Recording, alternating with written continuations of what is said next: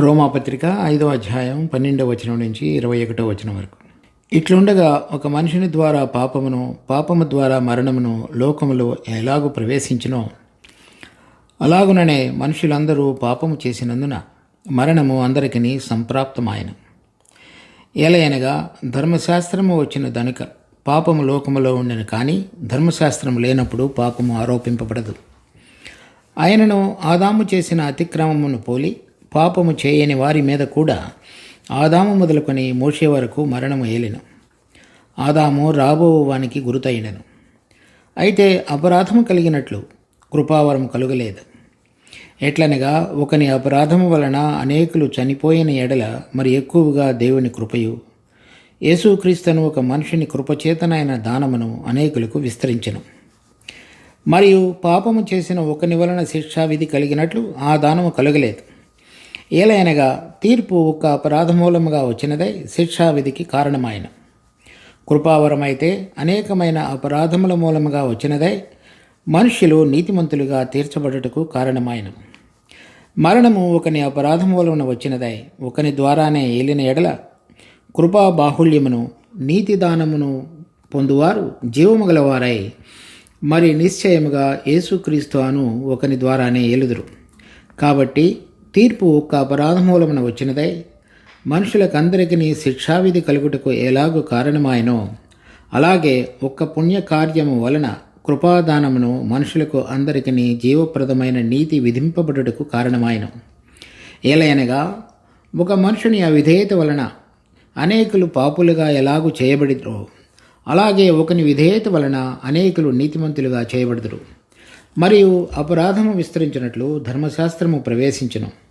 ఆయనను పాపము మరణమును ఆధారం చేసుకొని ఎలాగూ ఏలెనో అలాగే నిత్య జీవము కలుగుటకై నీతి ద్వారా కృపయు మన ప్రభువైన యేసుక్రీస్తు మూలముగా ఏలు నిమిత్తము పాపము ఎక్కడ విస్తరించునో అక్కడ కృప అపరిమితముగా విస్తరించును. మనం ఈ పరిశుద్ధీకరణ అనేటువంటి అంశంలో రోమాపత్రిక 5వ అధ్యాయం 2వ వచనం నుంచి ప్రారంభించబడినటువంటి విషయాలను గమనిస్తున్నాం. 10వ వచనంలో మనం చదివినటువంటి వాక్యభాగం, ఏలయనగా శత్రువులమైండగా ఆయన కుమారుని మరణము ద్వారా మనము దేవునితో సమాధానపరచబడిన ఎడల సమాధానపరచబడిన వారమై ఆయన జీవించుట చేత మరి నిశ్చయముగా రక్షింపబడదుము. కనుక మనము పాపులమైండగా మన ప్రభువైన యేసుక్రీస్తు మన పాపముల కొరకై తండ్రి ఆమోదించదగినటువంటి బలిని తన్ను తాను అప్పగించుకోవడం ద్వారా మన పాపములన్నీ కూడా ఆయన యందు విశ్వసించడం ద్వారా కొట్టివేయబడి మనము ఆ పాపముల ద్వారా వచ్చేటువంటి శిక్ష నుంచి విడుదల పొంది ఉన్నాం. అంత మాత్రమే కాకుండా మనం ఆ విధంగా విడుదల పొందిన మనము ఏ విధంగా దేవుడు మన జీవితంలో కోరుతున్నాడో ఆ విధంగా జీవించడానికి అవసరమైనటువంటి ఆయన జీవింపజేసేటువంటి శక్తిని కూడా మనకు అనుగ్రహించి మనము ఆయన కోరినటువంటి పరిశుద్ధతలో పాలివారమై ముందుకు సాగగలగటానికి కావలసిన ఏర్పాటును కూడా ఆ జీవములో ఉంచున్నాడు. కనుక 11వ వచనంలో మనం చదివినట్లుగా, అంతేకాదు మన ప్రభువైన యేసుక్రీస్తు ద్వారా మనము దేవుని యందు అతిశయపడుచున్నాం. ఎందుకని మనము ఏ జీవాన్ని అయితే మనం సరైన విధంగా ప్రభువైన యేసుక్రీస్తు నుండి నిలిచి ఉండటం ద్వారా పొందగలిగి దేవుడు కోరిన విధంగా ఈ లోకములో ఈ మత్స్య శరీరాలలో జీవించగలమో దానికి అవసరమైనటువంటి ఏర్పాటును దేవుడు తన కుమారుడైన యేసుక్రీస్తు యొక్క పునరుద్ధాన జీవం ద్వారా మనకు అనుగ్రహించున్నాడు. దానిని గురించినటువంటి వివరణ ఇప్పుడు 12వ వచనం నుంచి 21వ వచనం వరకు చెప్పబడింది. దాంట్లో 12వ వచనం నుంచి 17వ వచనం వరకు గతంలో ఏదైతే జరిగిందో అది మన గమనానికి తీసుకుని రావటానికి చెప్పబడినటువంటి మాటలు. ఉదాహరణకి ఆదామును గురించి చెప్పి ఉన్నాడు. మొదటి మనుషుడైనటువంటి ఆదాము పాపం ఏ విధంగా చేశాడో ఆ పాపము ప్రవేశించడం ద్వారా మరణము ఏ లోకంలోనికి ఎలాగ వచ్చిందో కనుక అతడు చేసినటువంటి పాపాన్ని బట్టి మరణము అతడు చేసినటువంటి పాపం లాంటిది చేయకపోయినప్పటికీ కూడా ఆ మరణము అందరికీ మీదకు వ్యాపించినది. సో ఎందుకనంటే మనందరం కూడా ఆదాము యొక్క వంశస్థులంగా ఆదాము నుంచి పుట్టిన వారం కనుక అతను చేసినటువంటి ఒక క్రియ ద్వారా ఒక అపరాధం ద్వారా ఒక అవిధేయత కార్యం ద్వారా మనందరి మీదకి వచ్చినటువంటి విషయాలు మనందరం కూడా పాపులంగా ఎంచబడి ఆ విధేయత మనలో కూడా ప్రవేశించి మనం దేవుని యొక్క విషయాలకు విధేయత చూపించగలిగినటువంటి శక్తిని కోల్పోయి దాని ద్వారా మరణం అనేటువంటిది మన జీవితంలో ఏలి అనగా దేవుని నుంచి దూరంగా జీవించినటువంటి అనుభవం. కనుక దేవుడు ఏదైతే మనం జీవించుట లేక ఆయనతో సహవాసత కలిగిండుట అనేటువంటి అనుభవాన్ని ఇవ్వాలని కోరుతున్నాడో అది ఆదాములో మనం నిల్చున్నంత కాలము, అంటే ప్రభువుని ఎరగనంత వరకు మనము ఆ స్థితిలోనే నిల్చున్నట్లు. ఉదాహరణకు చూడండి, దేవుడు మొదటలో మన ఆది పురుషుడైనటువంటి ఆదాముకి ఏం చెప్పి ఉన్నాడో ఆదికాండం 2వ అధ్యాయం 16వ వచనం నుంచి, మరియు దేవుడైన యెహోవా ఈ తోటలోనున్న ప్రతి వృక్ష ఫలములను నీవు నిరభ్యంతరముగా తినవచ్చును, అయితే మంచి చెడ్డల తెలివినిచ్చు వృక్ష ఫలములను తినకూడదు, నీవు వాటిని తిని దినమున నిశ్చయముగా చచ్చిదవని నరునికి ఆజ్ఞాపించును. ఇక్కడ మనం చదివినటువంటి రోమాపత్రిక 5వ అధ్యాయంలో 12వ వచనంలో, ఇట్లుండగా ఒక మనుషుని ద్వారా పాపము, ఈ పాపం అనగా మనం ఇక్కడ చదువుతున్నట్లుగా 1 యోహాను 3వ అధ్యాయం 4వ వచనం, పాపము చేయు ప్రతివాడును ఆజ్ఞను అతిక్రమించును, ఆజ్ఞ అతిక్రమమే పాపము. దాని తర్వాత యాకోబు పత్రిక 4వ అధ్యాయం 17వ వచనం, కాబట్టి మేలైనది చేయ నెరిగియు అలాగు చేయని వానికి పాపము కలుగును. అనగా దేవుడు ఆదాముతోటి ఇది మేలు ఇది చేయవద్దని చెప్పినప్పుడు, అది చేయవద్దని చెప్పినప్పుడు ఎరిగి ఉండి కూడా అది చేసిన కారణం చేత అతనికి పాపం కలిగింది. ఆ పాపం కలిగినప్పుడు మొదటిలోనే దానికి సంబంధించినటువంటి శిక్షను కూడా దేవుడు అతనికి వివరించాడు. ఏమనంటే, నువ్వు దినమున నిశ్చయముగా చదవు. కానీ మనం చూసినట్లయితే వారు తినినప్పుడు వాళ్ళ కన్నులు తెరవబడ్డాయి, వాళ్ళ దిగంబరులను తెలుసుకున్నారు, దేవుడి నుంచి దూరంగా పారిపోయి పొదల చాటున దాక్కున్నారు. దేవుడు వచ్చినప్పుడు మరలా వాళ్ళతో మాట్లాడాడు.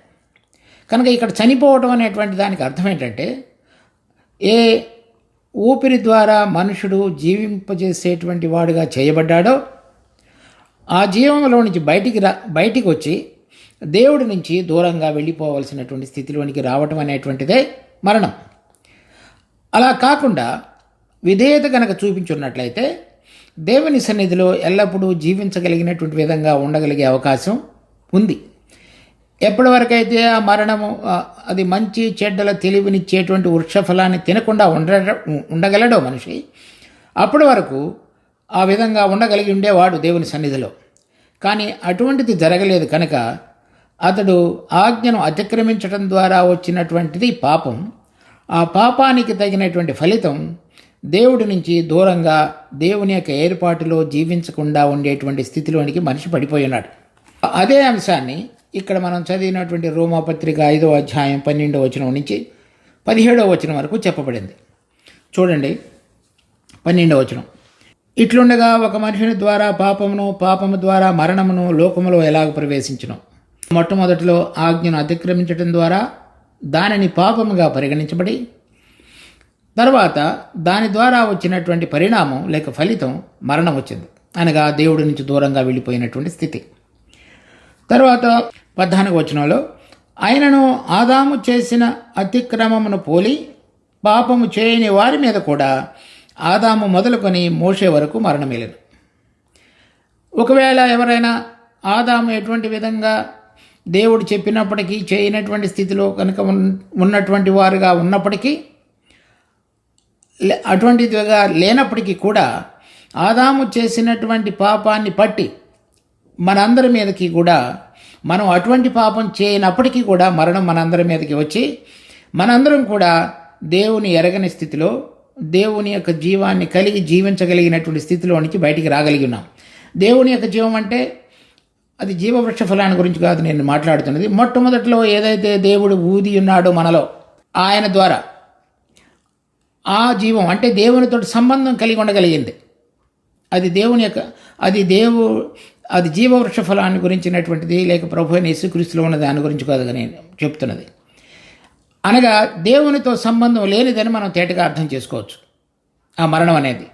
తర్వాత 15వ వచనంలో, అయితే ఎట్లనగా ఒకని అపరాధము వలన అనేకులు చనిపోయిన ఎడల, మొదటిలో ఒక మనుషుని ద్వారా పాపము ద్వారా మరణము, అది అటువంటి పాపం చేయని వారి మీద కూడా మరణం ఏలుట, అది ఆ అపరాధం, అంటే దేవుడు దృష్టిలో ఏదైతే చేయవద్దని చెప్పి ఉన్నాడో చేసినటువంటి ఆ కార్యాన్ని బట్టి దాని ద్వారా మనుషులందరి మీదకి కూడా మరణము విస్తరించినది. 16వ వచనంలో చూస్తే, మరియు పాపం చేసిన ఒకని వలన శిక్షావిధి కలిగినట్లు కనుక ఒక మనిషి పాపం చేయటం ద్వారా మనుషులందరి మీదకి కూడా శిక్షావిధి తీసుకుని రాబడి ఉన్నది. ఇప్పుడు మనం కూలంకషంగా చూడవలసిన విషయం ఏంటంటే, ఆదాం అనేటువంటి మనుషుడిని దేవుడు మంచి చెడు తెలివినిచ్చేటువంటి వృక్ష ఫలమును తినవద్దు అని చెప్పినప్పుడు అది తినటం అనేటువంటిది పాపం, అంటే ఆజ్ఞను అతిక్రమించున్నాడు కనుక ఆ తినటం ద్వారా వచ్చినటువంటి పరిణామం మరణం, అనగా దేవుడి నుంచి మనిషి దూరంగా జీవించటం అనేటువంటిది, లేక దేవునితోటి సంబంధం లేకుండా జీవించటం అనేటువంటిది. అది ఆదాము ద్వారా మనందరికీ కూడా మనందరము సంక్రమించుకున్నటువంటి మనుషులందరి మీదకి వచ్చినటువంటిది అయినది. తర్వాత దానితో ఇప్పుడు దానికి భిన్నంగా ఉన్నటువంటి మన ప్రభు అయిన యేసుక్రీస్తు యొక్క గుణాన్ని గురించి కూడా దీనిలో మాట్లాడుతున్నాడు. ఇప్పుడు చూడండి 15వ వచనంలో, అపరాధము కలిగినట్లు కృపావరం కలుగలేదు. ఒక మనుషుని ద్వారా వచ్చినటువంటి అపరాధము లేక పాపము, దేవుడు చేయవద్దని చెప్పినటువంటి పనిని చేయటం అనేటువంటిది కృపావరము ఆ విధంగా కలగలేదు. ఎట్లనగా ఒకని అపరాధము వలన అనేకులు చనిపోయిన ఎడల మరి ఎక్కువగా దేవుని కృపయు యేసుక్రీస్తు అను ఒక మనుషుని కృపచేతనైన దానమును అనేకులకు విస్తరించెను. ఇక్కడ మొదటి మనుషుడైనటువంటి ఆదాము చేసినటువంటి పాపము అపరాధము, దానిని బట్టి వచ్చినటువంటి మరణము అనేటువంటిది ఒక ప్రక్క. దానికి భిన్నంగా దేవుని చేత కలిగినటువంటి కృప, తర్వాత మన యేసుక్రీస్తు అని ఒక మనుషుని చేత దేవునికి విధేయత చూపించటం ద్వారా జరిగినటువంటి కృపచేతనైనటువంటి దానమును మనుషులందరికీ విస్తరించినట్లుగా చేసినాడు. ఒక ప్రక్కన ఆదాము అవిధేయత చూపించటం ద్వారా మనుషులందరి మీదకి పాపము ద్వారా మరణము ఎలాగూ సంభవించున్నాయో, దానికి భిన్నంగా దేవుని యొక్క కృప యేసుక్రీస్తు అనే ఒక మనుషుని ద్వారా కలిగినటువంటి కృపచేతనైనటువంటి దానము మనందరికీ విస్తరింపజేస్తున్నాడు. ఇప్పుడు మనం అర్థం చేసుకోవాల్సింది ఇక్కడ మాటికి ఇంకా మిగిలిన వచనాల్లో కూడా వచ్చేటువంటి మాట కృప అంటే మన అందరం కూడా అర్థం చేసుకునేటువంటిది దేవుడు ఉచితంగా మన పక్షంగా చూపించినటువంటి అనుగ్రహం అనేటువంటిది. దానిని ఇంకొక మాటలో చెప్పాలంటే, ఏదైతే మన ప్రభు అయినటువంటి యేసుక్రీస్తు తండ్రికి విధేయత సంపూర్ణంగా చూపించి తను ఆమోదించబడినటువంటి జీవితాన్ని కలిగి ఉండటం చేత అతడు పొందినటువంటి వాటన్నిటిలో మనం కూడా పాలివారమగినట్లుగా అంగీకరించుట అనేటువంటిది దేవుని మన పక్షంగా చూపించిన అనుగ్రహం. దానిని దేవుడు కృప అని చెప్పబడింది ఒక మాటలో. అంటే అది మనం ఆ విధంగా చేయబడాలి అంటే మొట్టమొదటిలో దేవుడు మనుషుని సృష్టించుటలో కలిగినటువంటి ఉద్దేశం, మనుషుడు భూమి మీద ఏలునట్లుగా మనము మనిషిని మన సారూప్యములోను మన పోలికలోను సృష్టించుదాము. కనుక ఆ పోలికలోనికి రాగలగటానికి పడిపోయినటువంటి తత్వంలో నుంచి, లేక దేవుడి నుంచి దూరంగా జీవిస్తున్న జీవితంలో నుంచి మరలా బయటికి తీసుకొని రాగలిగి దేవుని యొక్క ఉన్నతమైనటువంటి ఉద్దేశాల మేరకు తిరిగి మనిషిని లేవనెత్తగలిగి అతడు దేవునితో సంబంధము సహవాసత కలిగి దేవుని దృష్టిలో సదాకాలము జీవించుతున్నవాడుగా చేయబడగలగటానికి అవసరమైనటువంటిది ఉచితంగా మన పక్షంగా చూపించేటువంటి ఆ కార్యమంతటిని కూడా ఒక శబ్దంలో చెప్పబడినటువంటి మాట కృప. అది ఎందుకు చేస్తాడు అని అంటే అది దేవుని యొక్క స్వభావం. ఎలా మనకు తెలుస్తుందంటే ఆయన మనల్ని సృష్టించున్నాడు కనుక.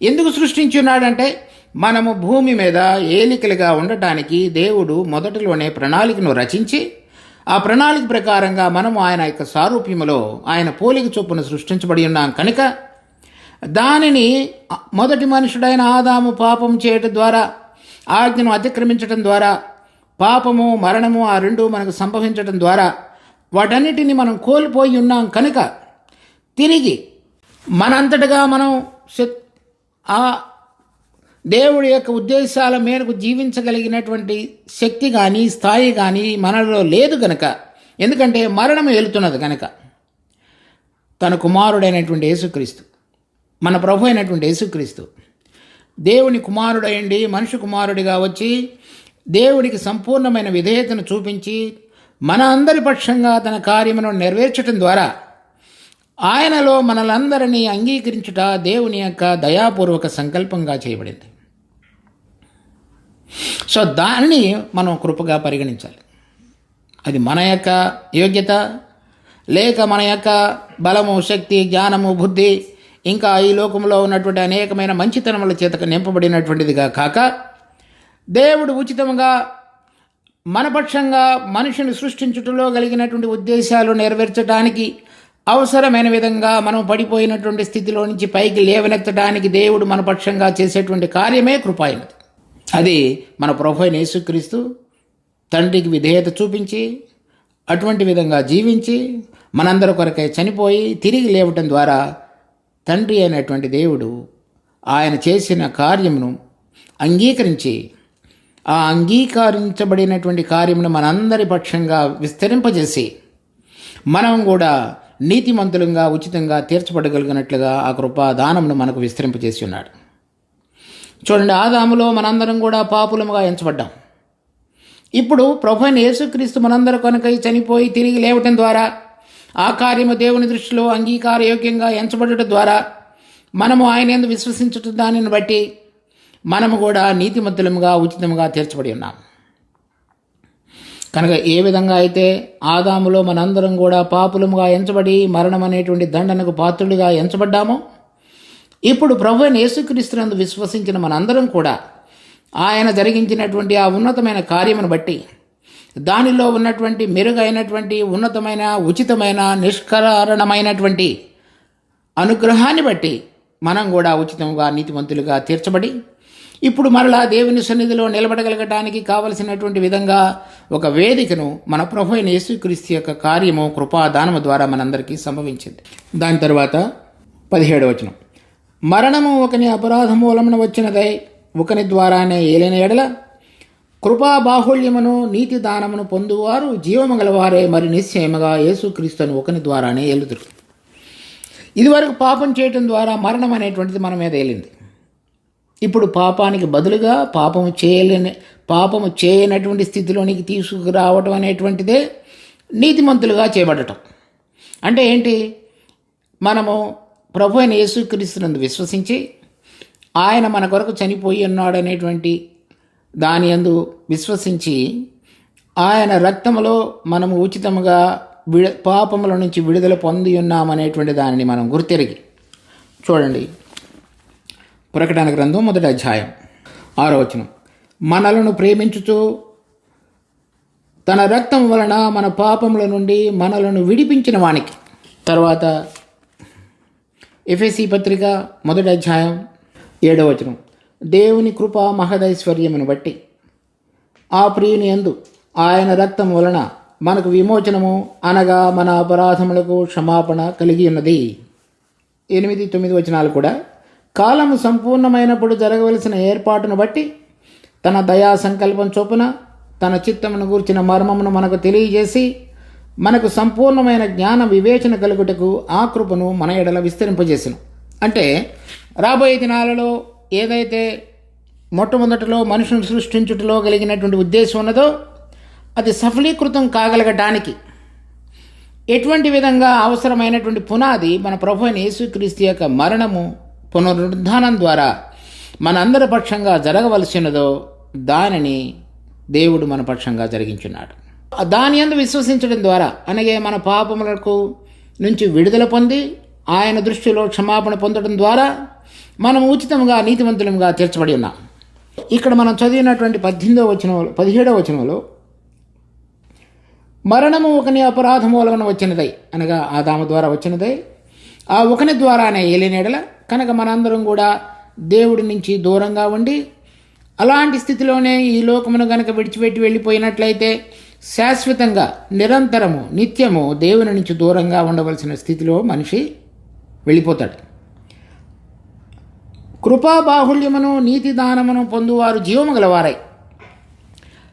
16వ వచనంలో కృప లేక కృపా దానం అనేటువంటిది వాడబడింది ఏకవచనం. ఇక్కడ కృపా బాహుళ్యం అని చెప్పబడింది. అంటే రెండు విషయాలు చెప్పబడ్డాయి. ఒకటి నీతి దానమును, మరలా జీవము గల వారై. అనగా ఇక్కడ మనం ముఖ్యమైనటువంటి అంశంలోనికి వస్తున్నాం. ఈ విషయాన్ని మనం తేటగా అర్థం చేసుకోవాలి. అనగా ప్రభు అయిన యేసుక్రీస్తునందు విశ్వసించిన వారు ఉచితముగా నీతిమంతులుగా తీర్చబడుట అనేటువంటిది ఒక అంశం మాత్రమే. రెండవది, ఆయనందు విశ్వసించిన వారు జీవము కలిగిన వారుగా చేయబడటం. పాపం చేయటం ద్వారా మనందరం కూడా అవినీతిపరులంగా ఎంచబడి మరణం మనలోనికి ప్రవేశించింది. ఇప్పుడు ఈ కృపా బాహుల్యం అంటే మన ప్రభు అయిన యేసుక్రీస్తు మనపక్షంగా జరిగించిన కార్యము తండ్రి అనే దేవుడు అంగీకరించడం ద్వారా ఆ కృపా దానములో ఈ బాహుల్యం అనేటువంటిది, అంటే ఒకటి కాని కంటే ఇంకా ఎక్కువైన కార్యములోని అర్థం. ఒకటి నీతి దానం, అనగా ఇక నీవు పాపంలో నుంచి విడుదల పొంది నీ పాపములన్నిటికీ క్షమాపణ పొంది మరలా తండ్రి అయిన దేవుని ఎదుట మనందరం కూడా చక్కగా నిలబడగలిగినటువంటి స్థితిలోనికి తీసుకుని రాబడట అని అర్థం. అనగా ఇంతకు మునుపు నువ్వు ఏదైతే దేవునికి అయిష్టమైనటువంటి కార్యములన్నిటినీ జరిగించున్నావో అవన్నీ క్షమించబడి ఉన్నాయి. ఇప్పుడు నా ఎదుట అంటే తండ్రి అనే దేవుని ఎదుట మనందరం కూడా ఎటువంటి పాపము చేయని వారుగా ఎంచబడుట అని అర్థం. అది నీతిమంతులుగా ఎంచబడుట. అంత మాత్రమే కాకుండా జీవము కలిగిన వారే. ఇదివరకు పాపం అనేటువంటిది నీతిగా పాప స్థితి నుంచి నీతి స్థితిలోనికి తీసుకుని రాబడ్డాం. మరణం యొక్క స్థితిలో నుంచి జీవములోనికి తీసుకుని రాబడ్డాం. అది కృపాదానం. నీతిమంతులుగా తీర్చబడుట, అలా తీర్చబడినటువంటి వారు ప్రభు అయిన యేసుక్రీస్తు యొక్క జీవం కలిగి జీవించుట.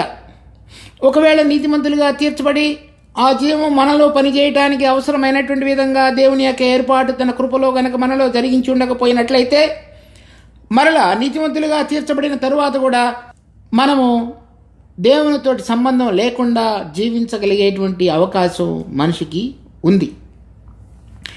దానిని జయించగలగటానికి, ఒకటి ఆయన సన్నిధిలో నిలబడగలగటానికి, తరువాత ఆయన కోరిన విధంగా జీవించగలగటానికి, పాపంలో నుంచి బయటికి రాగలగటానికి, మరణంలో నుంచి బయటికి రాగలగటానికి, నీతిగా నిలబడటానికి దేవుని ఎదుట నిలబడిన తరువాత ఆయన కుమారుని యొక్క జీవం కలిగి జీవించగలగటానికి ఈ కృపా బాహుల్యాన్ని మన ఎడల విస్తరింపజేసి ఉన్నాడు.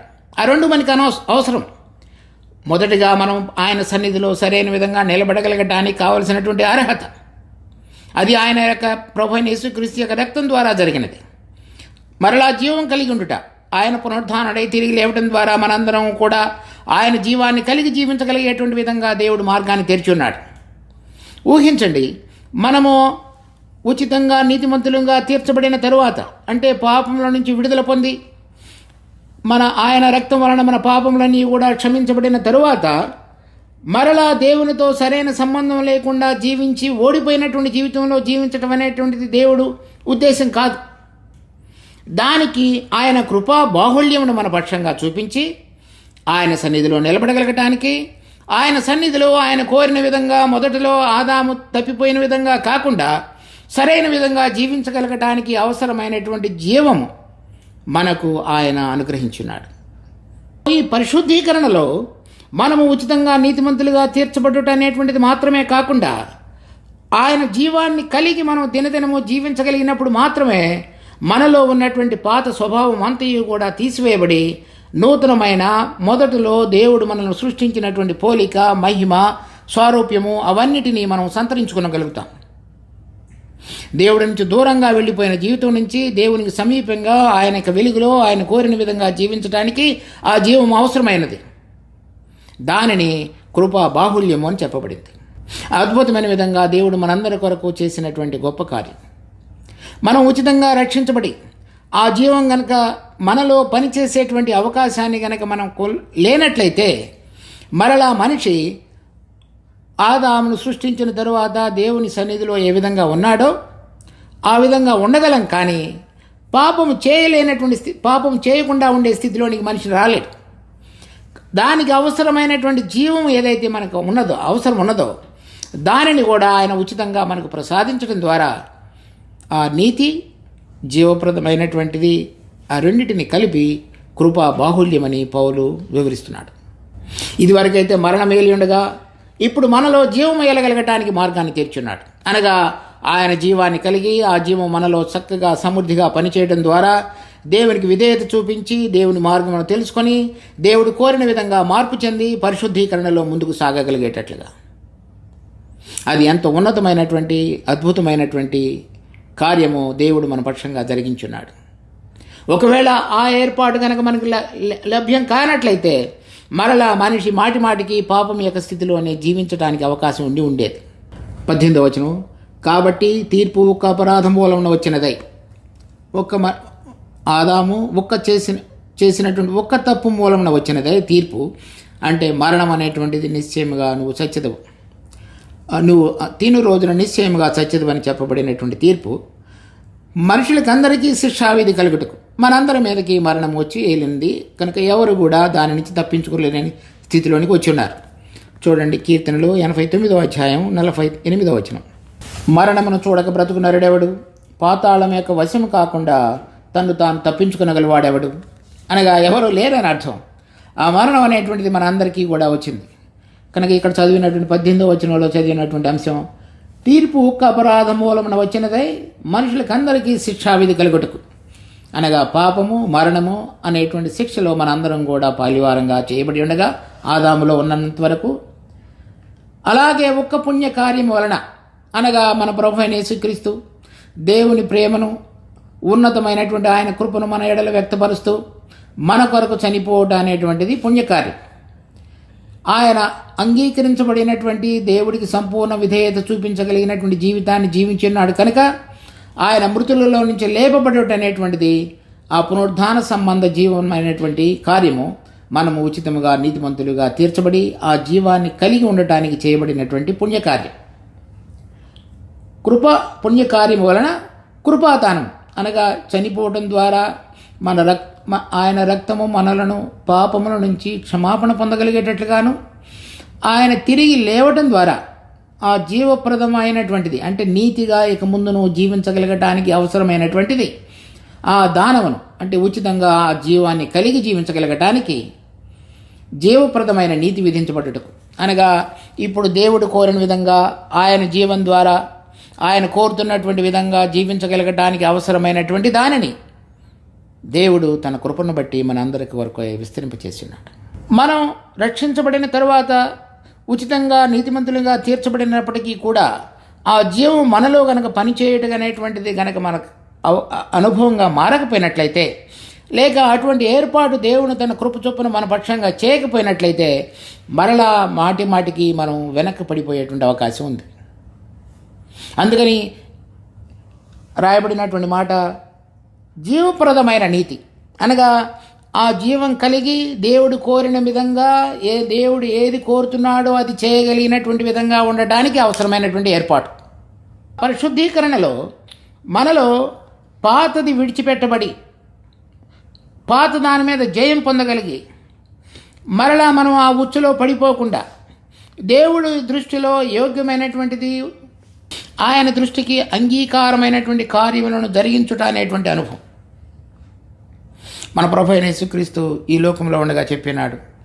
యోహాను సువార్త 8వ అధ్యాయంలో, నేను నా తండ్రికి ఇష్టమైన కార్యములను ఎప్పుడూ చేయుచున్నాను కనుక అటువంటి విధంగా మనం జీవించగలగడానికి ఆ జీవం అవసరమైనది.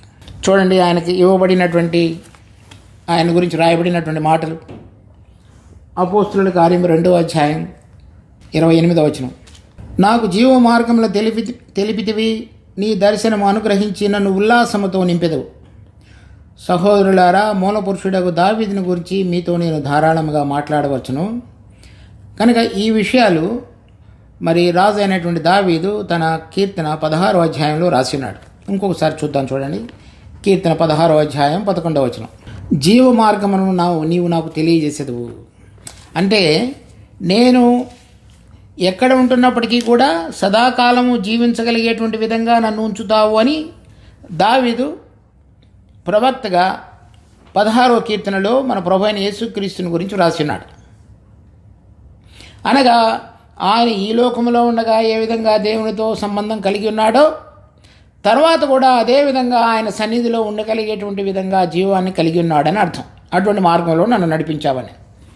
చూడండి హెబ్రీ పత్రిక 7వ అధ్యాయం 16వ వచనం, మరియు శరీరానుసారముగా నెరవేర్చబడు ఆజ్ఞగల ధర్మశాస్త్రమును బట్టి కాక నాశనము లేని జీవముకున్న శక్తిని బట్టి నియమింపబడి, అంటే ఆ జీవము ఏదైతే ఉన్నదో మన ప్రభు అయిన యేసుక్రీస్తునందు, అది ఆయన ఇక్కడ ఉండగాను తర్వాత చనిపోయి మరి పాతి పెట్టబడిన తరువాత సమాధి చేయబడిన తరువాతగా మూడవ దినమున లేపబడుట అనేటువంటిది ఆయనలో నాశనము లేని జీవమునకు ఉన్నటువంటి శక్తి అనేటువంటిది మనకు నిరూపించబడుతుంది.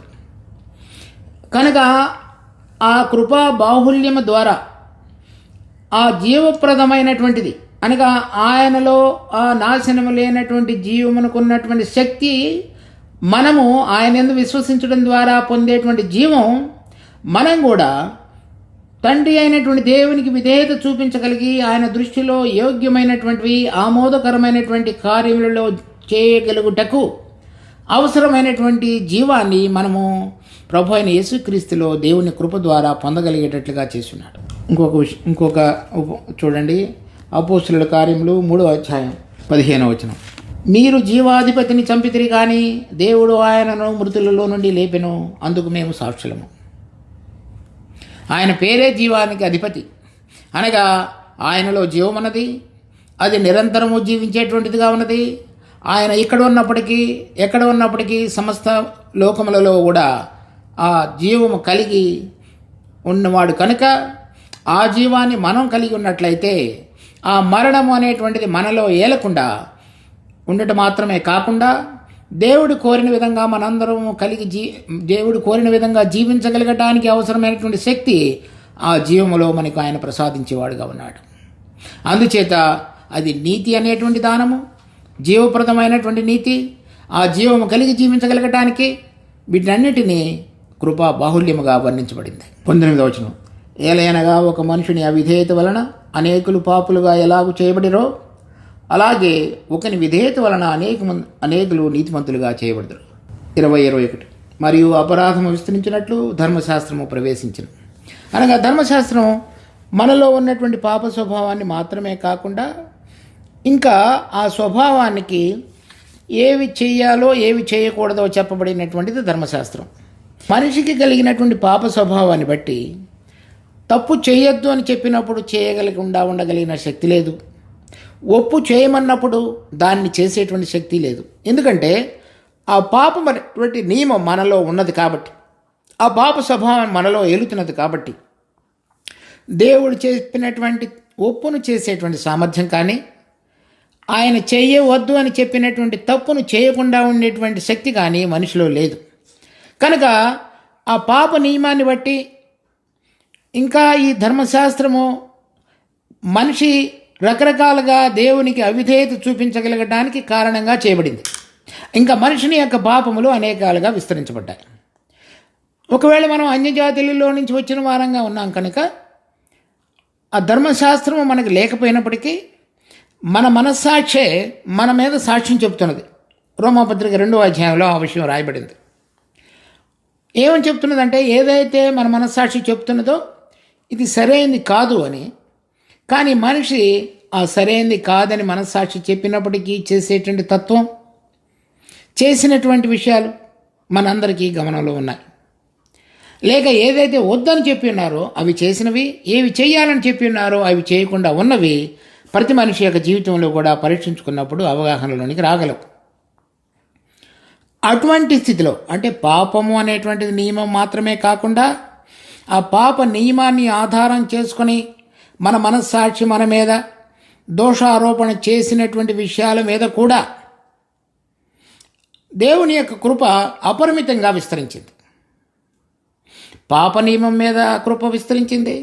పాప నియమాన్ని ఆధారం చేసుకొని మన మనస్సాక్షికి కల్మషం తోచినటువంటి విషయాలన్నిటి మీద కూడా, మనం జరిగించిన విషయాల మీద కూడా ఆయన కృప అపరిమితంగా విస్తరించి ఇప్పుడు ఆ కృపలో నిలిచి ఉండి ఆ జీవాన్ని స్వీకరించిన వారమై చక్కగా మనము ప్రభువునందు ముందుకు సాగగలగడానికి అవసరమైనటువంటి ద్వారమును ఈ పరిశుద్ధీకరణలో మనము ఎదగగలగటానికి అవసరమైనటువంటిది నీతిదానము, జీవప్రదమైనటువంటిది రెండిటిని దేవుడు మనకు తన కుమారుడి యొక్క అద్భుతమైనటువంటి మరణ, భూస్థాపన, పునరుద్ధాన కార్యముల ద్వారా మనందరి పక్షంగా ఉచితంగా జరిగించున్నాడు కనుక దానిని కృపాదానముగా పేర్కొనబడింది.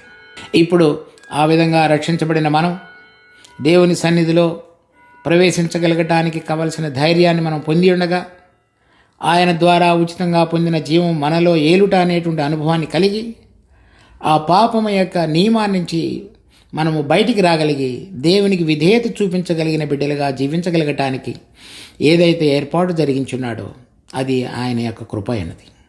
ఎందుకంటే ఆయన మనలను ప్రేమించి ఆయన ఆదిలో మన పక్షంగా కలిగిన ఉద్దేశం నెరవేర్చేటువంటి ప్రక్రియలో ఇది మనందరికీ అవసరమైనటువంటిది కనుక దేవుడు తన కృప ద్వారా జరిగించిన కార్యం. ఆయన కృప మహదైశ్వర్యాన్ని మన పక్షంగా ఈ విధంగా ఆయన కనపరుచున్నాడు.